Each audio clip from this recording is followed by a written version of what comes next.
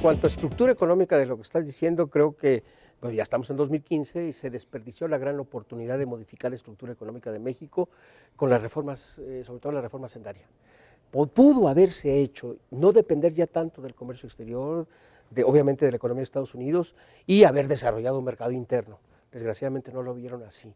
Yo en algún momento pensé que por miopía, después ya, digamos ya con un poco de rabia, me di cuenta que no, que fue voluntario. 2015 es un año donde el boquete fiscal va a ser grande, sí, nos guste o no nos guste, y sobre todo la parte de estados, municipios, etcétera. Entonces digamos que el grueso de los recursos financieros de la banca privada van a tener un demandante grande que son los gobiernos. Entonces va a estar, digamos, el sector privado va a tener que competir contra los gobiernos. Y los gobiernos ganan en ese sentido. Por el dinero. Entonces las tasas de o sea, interés… el dinero o me toca a mí o le toca al gobierno. Sobre todo porque la garantía de pago es más segura cuando le prestas a un gobierno, sí, porque está sobre los impuestos, sobre las participaciones y todo. Sí, sí, sí. Entonces, sí, desgraciadamente va a estar muy competida la… Ahora, si eso fuera real, si de veras hubiera una gran demanda de créditos, pues qué bueno que se dio. Pero bueno, al final de cuentas… Esa Casa Blanca fue una tontería. La Casa Blanca fue una tontería. Sobre todo la solución que se le dio, ¿no? A mí me impactó más la solución, pero además no quedó completo. Sí, decir, la venta no es el problema. Porque no era el problema la propiedad, ¿no? Sino que había el conflicto de intereses, ¿no? El panorama es totalmente distinto. Ahora, creo que hay dos elementos que desde mi punto de vista son positivos y que me hacen tener buenas expectativas, por lo menos en el mediano plazo. El primero es que estoy notando un cambio en la manera como el gobierno está hablando de las cosas. Es decir, ya se empiezan a escuchar, el secretario de Hacienda empieza a decir que están dispuestos a considerar bajar impuestos, ¿no? Que es algo súper necesario. Continuamos aquí en Estrategia de Negocios, pero ve usted cómo cuando hablamos de economía es importantísimo ver la parte social, política, porque luego las omitimos, ¿verdad? En nuestros comentarios, en nuestros análisis, en los medios de comunicación, pero es muy importante para dar realmente una visión 360 de lo que es la economía. Es decir, a mí cuando yo me frustro económicamente, me siento mal económicamente como ciudadano, pero me siento mal también con el sistema, me siento mal con la política, me siento mal con todo lo que hay en mi alrededor. El inversionista ve la parte social también. Y ahí llegaste con el inversionista extranjero, entonces. Claro, el inversionista cuando voy a poner, quién sabe qué, dónde, es el ambiente social, ¿eh? Porque también le importa cómo está la gente. Pero por supuesto. Totalmente, o sea, el ambiente social, ¿no? Hasta fíjate nada más, es un lugar donde el sueldo es muy alto. Hay que considerar porque hay que pagar esos sueldos. O sea, sí, el inversionista ve esa parte, así que no es posible hacer un análisis económico. La economía es política, no hay más. Claro. La economía es política, aunque estemos en la Bolsa Mexicana de Valores. La economía es política. Claro, pero es que nos acostumbraron durante muchas generaciones a que era todo matemática, ¿no? Y no, está mal que la economía sea… Y no solamente es una convivencia entre la economía y la política, no. Yo creo que es una simbiosis. Y ese es el problema de muchos países. Hay que recordar, el gran fracaso de Japón fue cuando la economía quiso dirigir la política y se les derrumbó.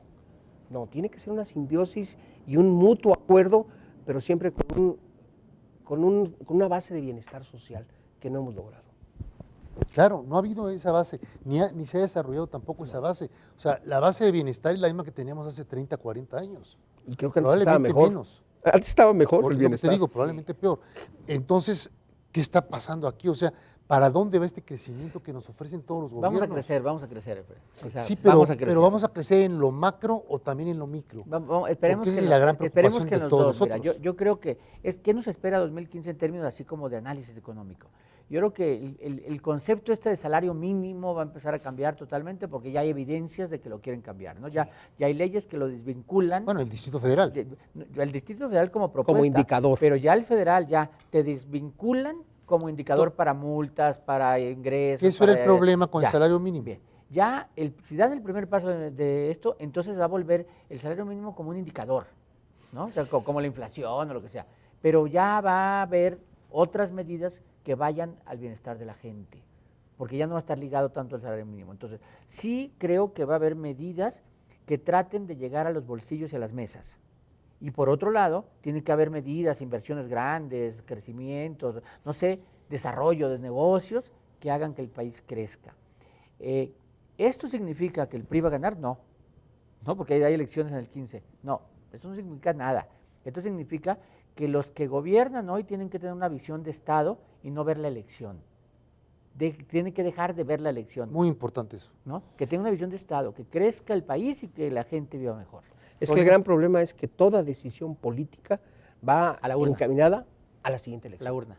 A la siguiente elección. Si es política de urna, hacen política de Totalmente, urna. totalmente. Por eso estos gobiernos no son sexenios, son trienios. Oye, pero- y la oposición Ni- también, no no nomás los vienes gobiernos, casi. Todos. la oposición, el aprobaron no una ley, así, es si me va a castigar el votante o no, no si le conviene al país. O sea, hacen política de urna Sí. y eso ha sido un problema. Ahora, ¿ese es un problema en México o es un problema de todas las democracias, llamémoslo así, como la nuestra?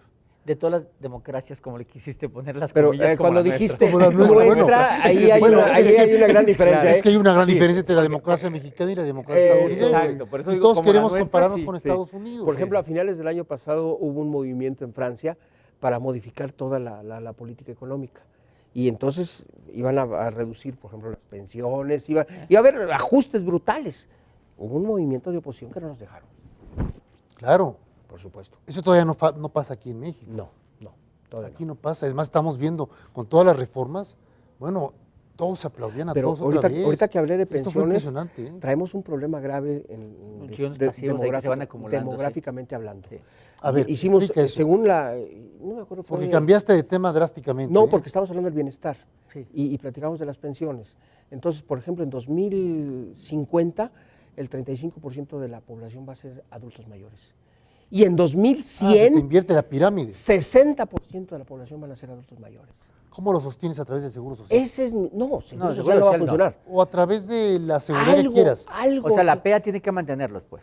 Eso. Lo que tú dices, Eso. cada vez menos gente tiene que mantener a más. a más. Claro. En Pero el- entonces tienes, ¿cómo en lo vas a el- en el mantener? 90, ¿Con seguro social cada o con qué? 16 en ¿Con el qué 90, dinero lo generas? Cada 16 en edad de trabajar tenían que mantener a uno. Claro. En el 2000 ya eran 14. En el 2010 ya eran 12. Entonces, así se va a ir cambiando. Cada vez entre menos gente hay que mantener a un mayor. Es que nos tocó a Lo nosotros que está ser... diciendo él, dentro de poco, ni siquiera va a ser 1 a 1. Va a tener que trabajar para mantener a varios.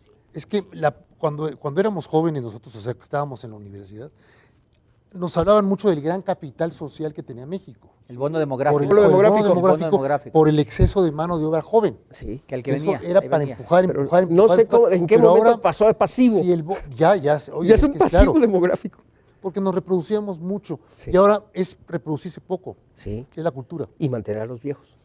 Y Va a vivir mantener a los más. viejos. Pero los avances médicos hacen que vivas más. Ese es el punto. Vas aprendiendo más, Tecnología. la esperanza de vida va subiendo, tenemos una esperanza de ¿Cuánta vida. gente se está muriendo de 90 y tantos años? ¿Te acuerdas cuando hicimos, bueno, cuando me tocó a mí Las hacer, tablas- las hacer- tablas en mi primer demográficas. tabla de demográfica, utilizar un plan de pensiones? El éxito de un plan de pensiones era que la gente al jubilarse se muriera Rápido. rapidito. El Claro. problema es que no se muere. No lo tenías que mantener. Entonces era a Eso partir eran de los cálculos 65. porque eran cálculos actuariales nuevamente. Pero cuando Y era razonable Mira, 65. 65 y la esperanza de vida estaba en 70, ¿no? Entonces iban a vivir 5 años. Pero cuando fue subiendo la esperanza de vida, tienes que ahorrar para vivir más tiempo, ¿no? Y entonces ahora viven más tiempo y ya no los podemos mantener. Es que ustedes que están muy jóvenes y que no vivieron todo lo que estamos platicando Roy, Toño y un servidor. Gracias. No, pero lo vivimos, es decir, no estamos viejos, no estamos acabados, pero sí no tenemos 30 años. Y esta gente de 30 años no entiende cómo era la estructura del país hace precisamente 40 años o 30 años. Ahora tienen que trabajar 10 veces más que nosotros. Lo natural para ellos es ver una estructura que es ajena, no es afín a lo que nosotros vivimos en aquella época. Sí, no, Entonces eran modelos donde teníamos todo un capital social para explotar, para aprovechar. Y teníamos tablas actuariales para calcular los riesgos de los seguros sociales que eran razonables Y era, por para ejemplo, proteger, en- porque la gente grande se moría de 65 años. Sí, pero Eso además no. era razonable que yo me acuerdo cuando yo estudié la carrera, teniendo una carrera casi ya tenías Asegurabas. chamba, Asegurabas. coche, casa, familia, Salías de la universidad ya con empleo. primero, y ya formabas un hogar y sabías que podías mantenerlo, caramba. Claro, Ahorita ya no, con todo y todas las crisis que nos tocaron. con todo y todo. Con todo y todas las crisis podríamos mantener pero ahorita ya no sabemos ni siquiera si vamos a tener empleo, sobre todo formal. Yo puedo calcular que puedo tener empleo informal, pero formal no sé, no estoy muy seguro. Sí. Y ahí es donde creas todo un desincentivo para la población y al mismo tiempo sienten una carga que no saben de dónde, de toda la gente que tiene 80, 85 años y que de alguna manera la estamos empujando también nosotros, ¿no? Sí, sí. Porque ya por la tecnología, por la medicina, pues evidentemente esto Viven más. vive más la gente, viven más los seres humanos. Bueno, una de las medidas que se hizo en Francia, recién llegó el presidente, es elevar la edad de la pensión. Se generó un movimiento, Que coticen más tiempo. pero coticen 2 años más. Con Claro. 2 años más te ahorras un chorro de dinero, ¿no? Y los tienes que mantener menos tiempo. Esa era una medida económica, ¿no? Es económica, pero después de un estado de bienestar en donde les das todo, quitarles algo te genera un Pero problema. aparte, Pésimo. a los 65 años, la gente, bueno, Es reproductiva. yo tengo 64 años. Productiva. No me siento viejo. No es el hombre de 64 que andaba ya en la mecedora, ¿verdad? Sí, con los nietos. Con los nietos. Ya no, ya es un hombre de trabajo, productivo. No, pero te voy a decir, no es por gusto. ¿Y hasta No cuándo es te por vas? gusto. No, Es porque Tienes que seguir trabajando. no te queda otra. no te queda de otra. No te queda de Y otra. Y además, ¿hasta cuándo calculas tú que vas a tener que seguir trabajando? Ya, no te está friegues. jubilando, ya Yo- te está yo- jubilando. Mínimo otros 10 años. No más. Yo todavía tengo una hija ahorita de 12 años. Mínimo Universitario. tengo que esperarme hasta que salga de la carrera. El precio del petróleo en ese sentido pues tenderá a mantenerse bajo, ¿no? Entonces eso nos regresa al punto que platicábamos antes, o sea, el principal impacto me parece a mí es en las finanzas públicas, por eso necesitamos hacer un replanteamiento de fondo del manejo de las finanzas públicas en este país. Me parece que ese es el gran reto que nos vamos a enfrentar en los siguientes meses y en los siguientes años. Que va a ser una discusión no nada más fiscal, sino de toda la estructura del sector público, ¿no? Así es. Bueno, claro, desde el punto de vista, si le llamamos fiscal precisamente a todo lo que tiene que ver no solamente con los impuestos, sino también con el gasto, pues tiene que haber un replanteamiento muy importante. Escuchábamos del secretario de Hacienda que algo que se trató de hacer con el presupuesto actual es no subir el gasto corriente, lo cual a mí me parece muy bien, pero yo creo que tenemos que empezar a plantearnos el disminuir el gasto corriente. Es decir, no podemos sostener el nivel de gasto que tenemos, especialmente si queremos redirigir el gasto hacia la inversión en infraestructura, que es tan importante para el desarrollo del país. Claro, y tú puedes tener un aparato público, un aparato burocrático muy eficiente, con menos gente. La única pregunta que yo me haría si estuviera yo sentado en las sillas de toma de decisión del sector público, ¿qué vamos a hacer con toda esta gente que vamos a desemplear? Porque no la puedes distribuir en el sector público. Sería pues, una verdad de perogrullo, ¿no? Una perogrullada. No los despides para adelgazar el gasto público. No, yo lo que quiero es adelgazar realmente mi gasto público. Entonces tienen que ir para afuera. ¿Qué hago con toda esa gente? Bueno, mira, es que me parece que tenemos que tener una visión un poquito más dinámica del proceso económico, es decir, no podemos tomar nada más una sola medida, es decir, vamos a bajar el gasto público y vamos a correr gente, ¿no? Sino que eso debe ir aparejado con los incentivos que le vas a dar al sector privado para que cree nuevos empleos, para que cree nuevas empresas y entonces sí, vas a poder emplear y usar toda esa mano de obra, todos esos recursos, esa capacidad que ahora la tienes siendo muy poco productiva, haciendo cosas mucho más productivas. Eso te lleva a desarrollar la economía privada interna. Exactamente. Fíjate, un tema que de alguna manera está relacionado, ¿no? Platicando con gente del sector aeroespacial en México, que como tú sabes, pues es un clúster que se ha hecho impresionante en la zona de Querétaro, una labor maravillosa, ¿no? Y ellos lo que nos platican es que el cuello de botella actualmente es la cantidad de ingenieros. No tienen suficientes ingenieros como los que necesitarían. Es decir, necesitamos, por un lado, mejorar la educación en nuestro país y por otro lado, liberar recursos de personas, por eso no me gusta hablar de recursos, sino de personas que se puedan dedicar a esas tareas para hacer, insisto, labores mucho más productivas y mucho más interesantes para ellos, ¿no? Déjame ponerte simplemente el ejemplo. El caso de Irlanda. Hace algunos años, como sabes, viene la crisis, Irlanda es de los países donde pegó más fuerte, el déficit fiscal se fue al cielo, el sistema bancario estuvo a punto de quebrar y entonces había gente que le decía al gobierno de Irlanda, es que tienen que reformular el gasto, tienen que, pues tienen que llevar a cabo la famosa austeridad y había otras personas que decían, no lo hagan, precisamente por el argumento que estamos platicando. ¿Qué va a hacer? Si no, no va a haber empleos. No va a haber empleos.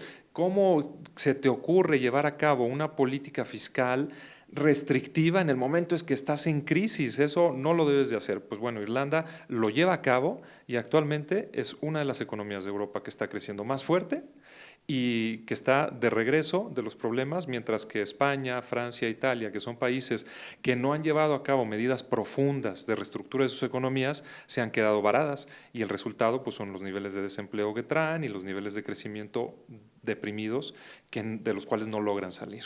Ahora, tú acabas de decir una palabra clave, que hicieron cambios estructurales en toda su economía. México está haciendo cambios o debe de hacer cambios en la parte del sector público, pero también en el sector privado. El sector privado tiene muy baja productividad, muy baja competitividad. Hay que empujarlo también para que sean más competitivos, pero no a través de que la dicotomía para ser productivo sea el salario. Bueno, claro, o sea, el salario, la mejora en el salario va a ser resultado de una mejor productividad y va a ser resultado de una mayor competencia, es decir, mayor demanda por trabajo. Eso es lo que va a hacer que los salarios suban. Pero ¿cuándo va a llegar la productividad y la competitividad? Te digo esto porque yo llevo escuchándolo 30 años y no aterriza la productividad ni la competitividad. Seguimos bajos en productividad y competitividad después de 30 años. Sí, pero fíjate, si nos metemos un poco al detalle de esas cifras, ves una cosa interesantísima y es que hay como dos Méxicos. Tienes por una parte las empresas grandes que normalmente están, que no solamente son grandes, sino que además están expuestas a la competencia internacional. La mayoría de estas empresas o exportan o compiten en mercados nacionales donde tienen que competir contra importaciones, fundamentalmente a través como resultado del Tratado de Libre Comercio con Estados Unidos, y estas empresas son las que son muy productivas y han tenido unos aumentos en productividad bárbaros. ¿Quiénes son las empresas o los sectores que se han rezagado o que no solamente no han crecido su productividad, sino que la han disminuido? Precisamente las empresas medianas, pequeñas y micro. Entonces, ¿dónde tenemos que hacer esos cambios estructurales? Hacia esas empresas pequeñas, medianas y micro. Ahora, me parece a mí que la razón fundamental o una de las razones más importantes de esta baja productividad es la informalidad y la inseguridad a la que se enfrentan los pequeños empresarios, los pequeños comerciantes. Si atacamos esos problemas de fondo, que no son cosas tan complicadas, creo que podemos dar la vuelta rápidamente. Y déjame platicar de un ejemplo que leí hace poco, que es clarísimo, ¿no? El caso de Acapulco. Acapulco no necesita nuevos planes y mayores inyecciones de gasto y hacer zonas económicas especiales y transferencias de recursos. Lo que se necesita es que haya seguridad para que la gente regrese a Acapulco, para que vuelvan a ver turistas, para que los comerciantes puedan vender, para que los hoteles se puedan llenar, etcétera. Si logramos dar eso, podemos dar un salto muy, muy importante. Y además Guerrero, también hay que ver que Guerrero es un estado que puede ser altamente productivo, nada más con la industria minera. Claro, por supuesto, que bueno, ojo, ahorita como decíamos el tema del precio de los commodities, de las materias primas, ¿no? El tema minero está un poquito complicado, pero vamos, creo que el punto de fondo tuyo es muy importante, es un estado con unas enormes capacidades, pero lo que necesitamos es que haya de verdad Estado de Derecho, que haya seguridad, que haya protección a la propiedad privada y que Y al ser humano, ¿no? Y al ser humano, bueno, que en el fondo eso es lo que nos importa, que desgraciadamente empezando por ahí no se tiene esa seguridad. Pero entonces, si hacemos esas cosas como básicas, es regresar a lo básico, me parece que estamos en una buena posición. Y pues déjame ser optimista, Efraín, déjame ser optimista. Creo que las cosas que han salido, que hemos vivido en las últimas semanas, también nos han dado como mayor conciencia a nivel gobierno y a nivel sociedad de que tenemos que enfrentar estos problemas de fondo. No los podemos hacer a un lado. Nosotros lo platicábamos, Efraín, el famoso Momento México. Pues yo era un poco escéptico de ese Momento México porque me parecía que era un poco, veamos lo bueno y lo malo, si no lo vemos va a desaparecer, si no lo vemos no existe, ¿no? Y ahora lo que estamos viendo es, no, eso existe y hay que atacarlo. Y hay que atacarlo de fondo y hay que cambiarlo. Y si tenemos esa conciencia, pues es el principio de empezar a darle la vuelta a las cosas. Justo hace un año, en la noche vieja del 2013, muchos mexicanos celebramos, porque las perspectivas del país eran brillantes. nuevas inversiones, reformas espectaculares y además que prometían ser manejadas por profesionales inteligentes, pero sobre todo responsables. Justo hace un año vivimos un espasmo con la reforma energética, la de telecomunicaciones. Aplaudimos la reforma social e inclusive esperábamos con interés una reforma fiscal, que por fin simplificara, dejara de ser persecutoria y se recargara más en los impuestos indirectos, para dejar respirar en los directos.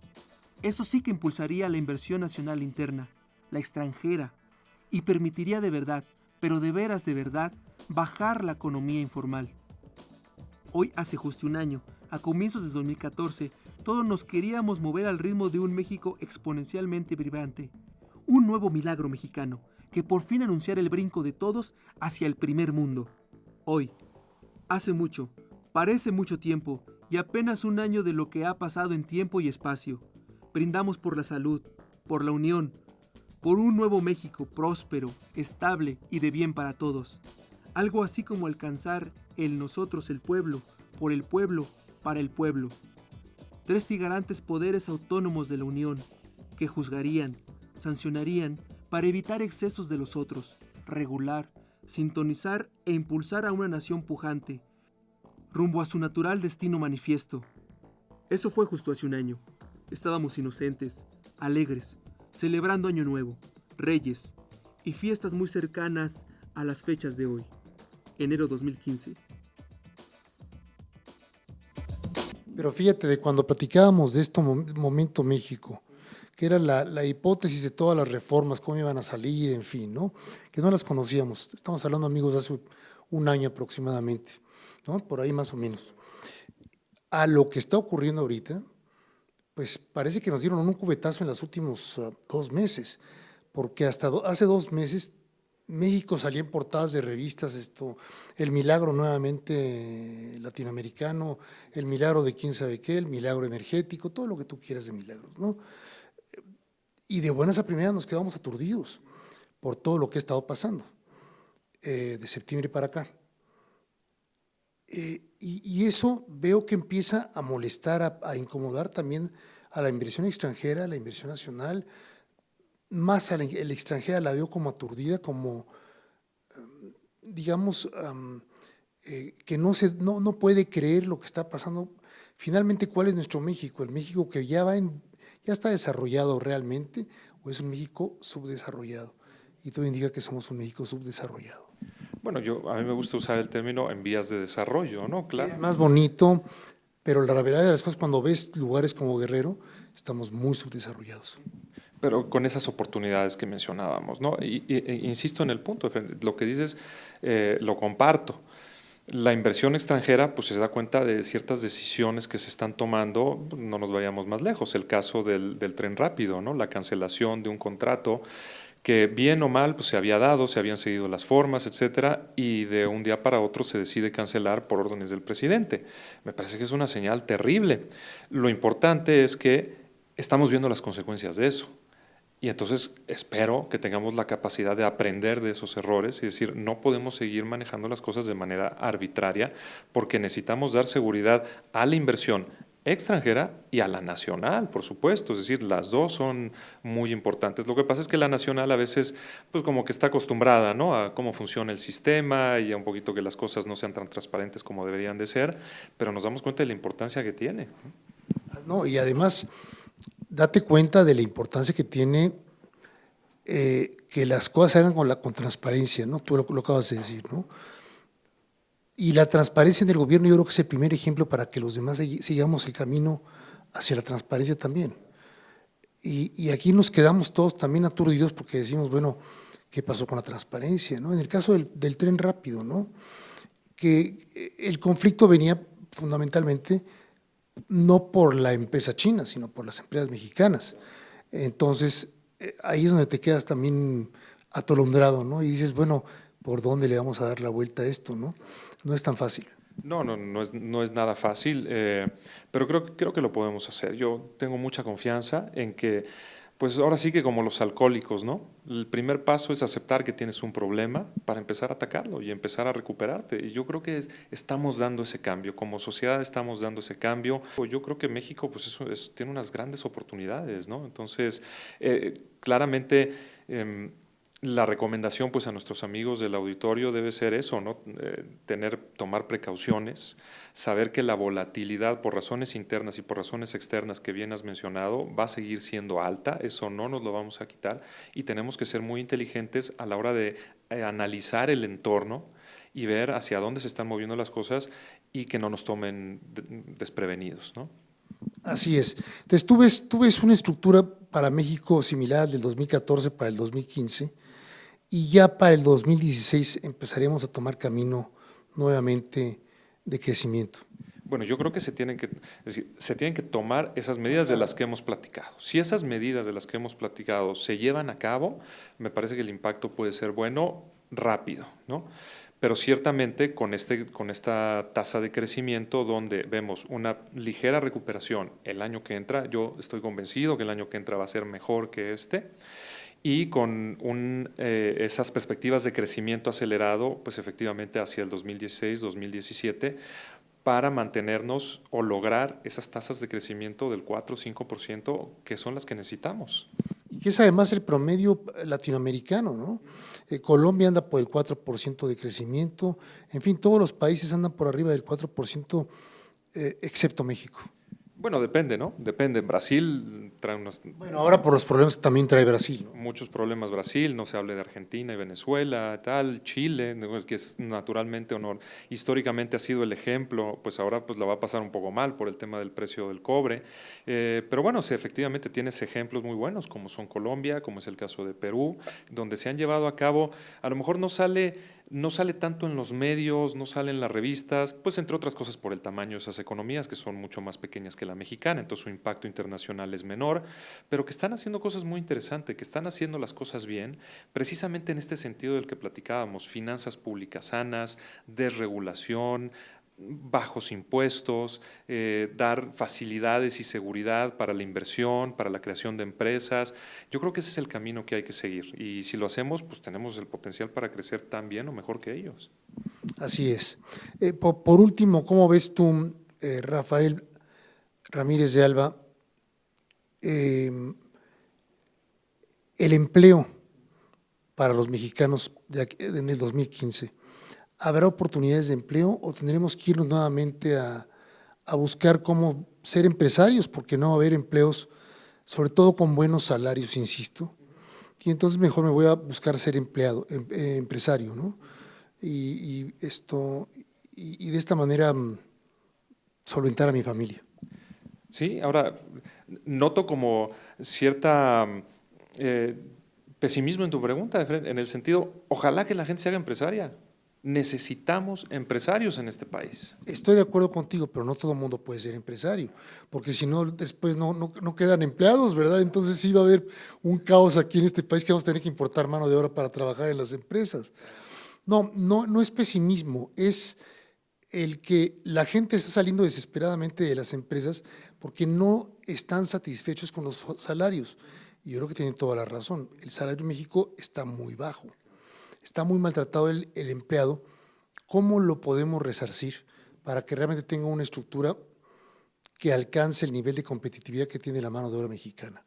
Me refiero a ciertos puestos, no estoy hablando necesariamente del albañil, no estoy hablando necesariamente de la gente que tiene salarios mínimos muy bajos, sino ya los empleados de nivel medio. Bueno, mira, para los empleos de nivel medio, yo lo que te diría es, efectivamente, o sea, con tasas de crecimiento de 2,5, 3%, pues son tasas de crecimiento bajas que hacen que no se creen los suficientes empleos y no se mantengan los empleos que necesitamos. Pero habiendo dicho eso, mi recomendación sería en general para la gente que invierta en su propia capacitación, que invierta en su educación, que se siga educando, que siga buscando, que no espere a que se los dé su empleador, que no espere a que se lo dé alguien más, sino que sigamos buscando cada uno personalmente el mejorar la manera como hacemos las cosas, hacernos nosotros más productivos. Por ese lado, creo que está en nuestras manos. Y por el otro lado, de verdad, sobre todo a gente con experiencia que ya ha trabajado en empresas y tal, que se animen a ser empresarios, que se animen a poner sus negocios, creo que es una cosa muy buena, porque como dices, no todo el mundo puede ser empresario, pero pues creo que hay muy poquitos aquí en México y necesitamos muchos más. ¿Por dónde me aconsejarías arrancar para ser empresario? Pues bueno, yo creo que lo primero para ser empresario es detectar dónde hay una oportunidad, qué es lo que yo sé hacer y qué es lo que estoy viendo que hace falta e irme por ahí, ¿no? ¿O qué me gusta hacer, ¿no? Donde tenga yo cualidades que pueda yo explotar como negocio. Claro, ¿para qué soy bueno? ¿No?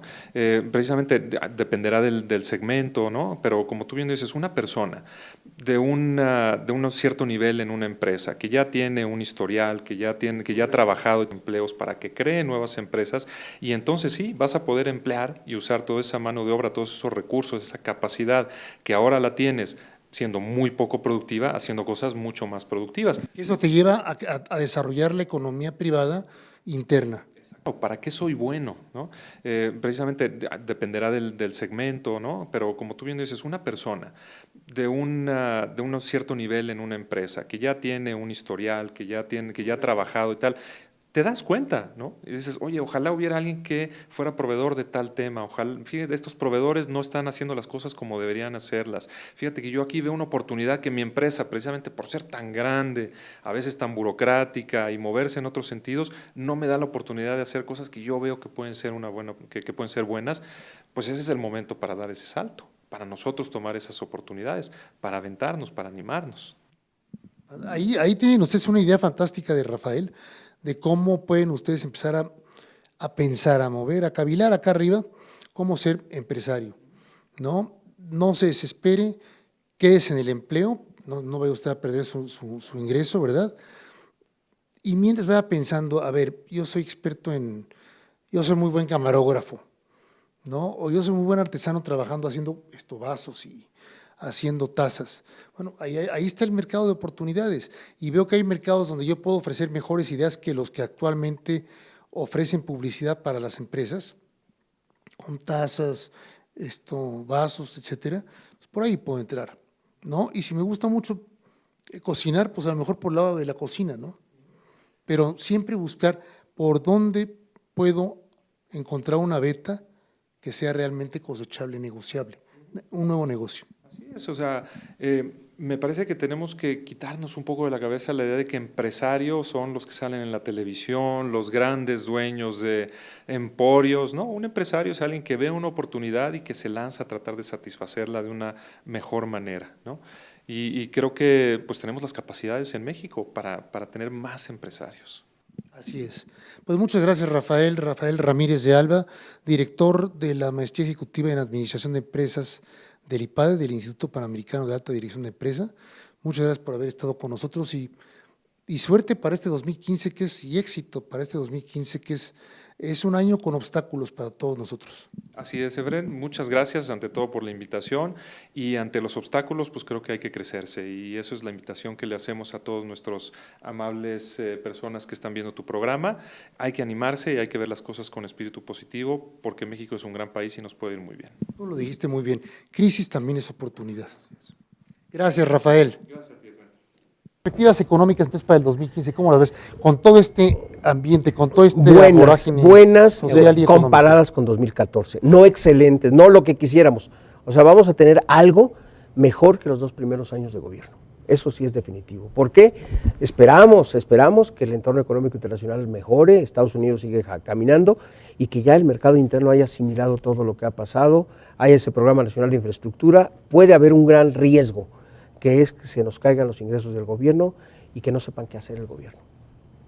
Y en la parte de la sociedad de la micro, ¿cómo lo ves tú esto? Pero no te seguirá, sí, pues ya están aquí los cohetes. Ya la vi.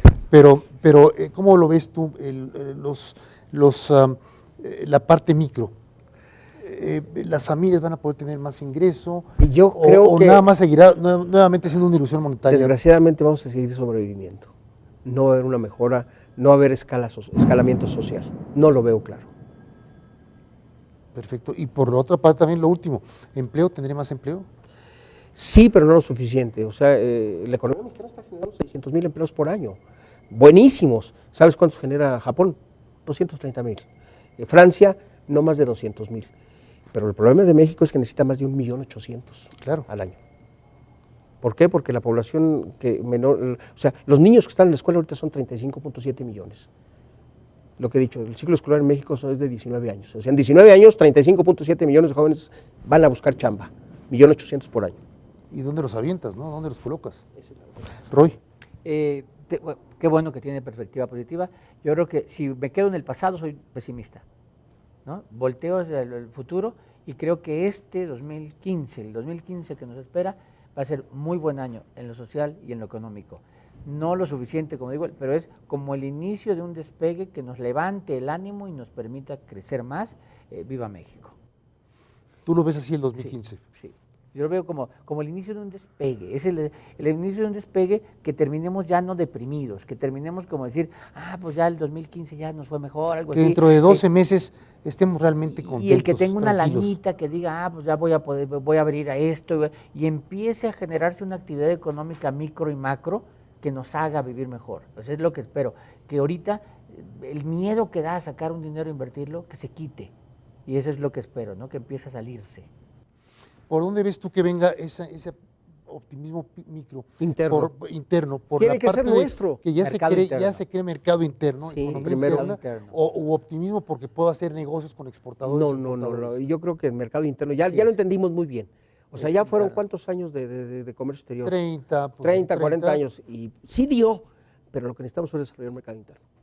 Que la economía interna significa crear empleos aquí, Sí, crear fábricas. Dos empresas terceras aquí, partes de la economía es interna. y de alguna manera sustitución de importaciones también, ¿por qué no decirlo? No hay de otra, no hay de otra. Se perdieron todas esas empresas que teníamos, desaparecieron misteriosamente. ¿te Ahorita le acuerdas? dicen de otra manera, fíjate, ya le decía integración de cadenas productivas. Integración de cadenas productivas, Ya, está pero muy en nuestra elegante. época era Pero sustitución de importaciones. sustitución de importaciones, pero era un modelo económico cerrado Claro, también. claro. Ahora es un modelo Abierto, francamente y entonces vas a abierto, integrar ¿no? cadenas productivas. Entonces estás hablando de cadenas productivas y además ya cambió también el idioma Sí. de los economistas, Totalmente. ¿no? Pero son cadenas productivas y de por ahí es por donde podrá venir el impulso. Por supuesto. No Ahora le será llaman- por el gasto público, No. será por el gasto a lo mejor en energía, No, por será ahí no por va. las cadenas y la integración de las Sí, cadenas y ahora ya no le productivas. dicen cadenas productivas, le llaman cadenas de valor. De valor. Me gusta Cadenas la de palabra. valor. Exactamente. Cadenas de valor. Sí.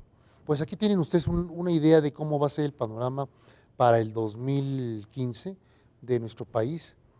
Francamente, por lo que escuchamos ahora de los dos expertos, complicado, con muchos retos, pero probablemente al final de la franja del 2015 estaremos viendo ya un México ahora sí también ya cambiado, que empiece a mover la locomotora con otro rumbo, ¿no? Yo creo que sí. Eso es lo que todos deseamos, para allá es lo que calculamos todos, tú como experto. No, con más los que modelos, desear, yo creo que lo vamos a lograr. lo estamos Está viendo, en lo estás- nosotros lograrlo. pero ya no es en el sector tal o en el sector No, tal, no. es en mi sector, es en mi empresa, No, y es en cada persona. y es en cada persona. En cada persona que trabaja, que es empresario, que es emprendedora. Ahí está la solución. Claro, ya no espere a ver cuánto gasta el sector público, ya no espere a ver cuánto gasta mi sector, es yo qué hago para poder mejorar la posición de mi familia. Primero. Que ese es lo primero que nada, el yo, mí conmigo para la familia. Sí. ¿No? Y esa es la posición de un mercado francamente ya de economía más abierta y, Sí. y de capital, ¿no? La verdad de las cosas, ¿no? Más enfocado hacia el norte que orientado hacia lo que está pasando en el sur del continente, ¿no? La economía de los países desarrollados no depende del gasto público. No, claro que O no. sea, es la gente. La productividad, Sí. la O sea, invención, Esa es la innovación. Exacto. A mí me preocupa mucho en Estados Unidos cuando se me empieza a caer las empresas y las inversiones de los empresarios. Sí. No me preocupa si se está cayendo El gasto público. el gasto público. Sí, no. Son Y aquí ellos. siempre hemos sido Son ellos los que mueven la economía. preocupones por el gasto público. Sí. No. Tenemos que dar ese paso nosotros en México. Que no sea el gasto público. Que ¿Lo la sientes que el público lo está percibiendo? No, por eso en México institutos como el Instituto del Emprendedor, esos hay que desarrollarlo mucho. Claro. Esos, Las semanas del para crear emprendedor. una cultura, Es importantísimo una cultura esas semanas. del emprendimiento, eso hay que hacer. O emprendurismo, ibas a decir bien también. Emprendurismo o se dice emprendimiento. ahora, ¿no? Pero bueno, emprendimiento. Entonces, ahí están las herramientas que nos provee el gobierno, pero tenemos que aprovecharlas nosotros para poder nosotros desarrollarnos. Esa va a ser la clave, del México del 2015 para podernos consolidar hacia diciembre como un país francamente mejor que el que tenemos ahora. Yo creo que lo vamos a lograr. Así tiene que ser. Gracias, muchas gracias, Toño. Gracias. Antonio, por haber estado con nosotros aquí en Estrategia de Negocios. Muchas gracias. Gracias, Roy, por haber estado con nosotros. Contrario, Y Efraín, también Antonio. toda clase de éxitos para el 2015 a ustedes Gracias. dos, ¿no? Gracias, igual para ti. Gracias. Gracias. Y a ustedes, amigos, como de Mucha costumbre. salud. Gracias. Sí. Sí. Mucha La salud. pido Mucha. desesperadamente. Y a ustedes, amigos, un cariñoso saludo, como siempre, aquí desde Estrategia de Negocios. Y esto fue todo. Esperamos sus comentarios, ya sabe usted, ahí aparece en pantalla tanto la dirección de correo electrónico como el Twitter para que puedan ustedes escribirnos y decirnos qué piensan de lo que se acaba de expresar en esta mesa y qué quisieran ustedes ver también a través de Estrategia de Negocios. Gracias al equipo técnico que nos apoyó para el desarrollo de este programa. Gracias, por supuesto, a todo Telefórmula y a ustedes muy en particular, amigos, por habernos acompañado en esa transmisión de Estrategia de Negocios. Hasta la próxima. Justo este año, claro que celebramos con nuestros seres queridos. ¿Por qué no? Somos humanos y esperamos lo mejor para los nuestros. Mucha salud, paz, unión y prosperidad. Pero algo pasó que todavía no entendemos. Más bien, muchas cosas ocurrieron que aún no comprendemos. Una reforma fiscal que acabó con el país y nos siguen diciendo los expertos, tal vez muy preparados, no sabemos si responsables, que es un impacto temporal y que luego nos vamos a beneficiar mucho. Vimos pasmados el transcurrir de un año maravilloso, aunque sí increíble. Pasmados vivimos un Congreso dadivoso, muy dadivoso con el nuevo Ejecutivo. A todo le aplaudieron, después de acostumbrarnos a cerca de 3 sexenios en que toda respuesta del Ejecutivo, el Congreso y las oposiciones bloqueaban todo. Ahora todos aplauden. ¿Qué? Vaya que. Porque no les da tiempo de revisar la respuesta, pero la aplauden. ¿Por el interés de la nación? Quedamos pasmados cuando nos dijeron que las reformas no sirven, porque primero debería haberse comenzado por una reforma política. Claro está, a todo el mundo se le olvidó. Dejamos de respirar por acontecimientos como Ayotzinapa, el caso de los militares, marchas y más marchas, pacíficas, pero con colados violentos. Nos emocionamos, pero ya con sospecha cuando el secretario de Gobernación sale de ahí, de la Secretaría de Gobernación, y negocia con los estudiantes del Poli. Cubetazos, que si por las casas blancas, conflictos de intereses, corruptelas gigantes. ¿Garantías? ¿Las inversiones seguirán creciendo y lo macro va muy bien? ¿Los chinos confundidos por la cancelación temporal de la concesión de la construcción del tren rápido a Querétaro? ¿Ellos qué? ¿Y lo micro? ¿Regalo? ¿Incremento al salario mínimo equivalente a 6 tortillas? ¿Viva lo macro? ¿Viva lo micro? ¡Salud! ¡Viva el 2015! No hay expectativas de grandes inversiones para México. ¿Por qué será? ¿Desplomes de la Bolsa Mexicana de Valores? ¿Qué pasa? Bola de desconfiados.